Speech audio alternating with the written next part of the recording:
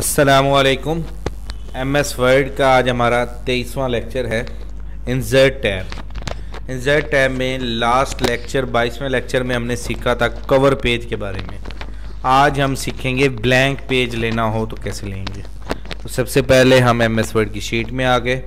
अच्छा, blank page दूसरे number पे जो बटन है उसके बारे में हम सीखेंगे। ब्लैंक पेज कहते हैं अगर हम यहाँ तक फ़र्ज़ करो हमने डायरेक्टली तक काम कर लिया है और हम चाहते हैं डायरेक्टली और ये टू चेंज इन दोनों के दरमियान में एक नया सफ़ा ऐड हो जाए, नया पेज आ जाए, तो उस अमल को कहते हैं ब्लैंक पेज ऐड करना।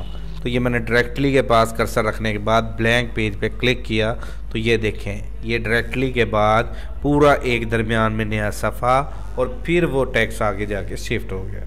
यानी कि दरमियान में एक नए सफ़े को इंसर्ट कर देने के अमल को कहते हैं ब्लैंक पेज। इसी के साथ आगे आप और लेना चाहें यहाँ के बाद तो फिर इस पे होम पे क्लिक कर इंसर्ट में क्लिक करके ब्लैंक, तो ये देखें आ गया।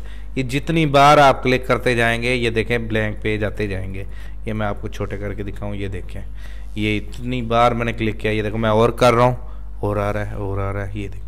तो ये MS वर्ड में पेजों के इजाफा कर देने के अमल को ब्लैंक पेज कहते हैं। यानी कि जितनी शीटें आपको चाहिए, क्योंकि मैं पहले भी क्लासेस को पढ़ाता रहा हूँ, बच्चे पूछते थे कि हमने नेक्स्ट सफ़ा लेना हो कैसे लेंगे, तो वो जो नेक्स्ट सफ़ा लेना होता है वो हम पेज ब्लैंक की मदद से लेते हैं।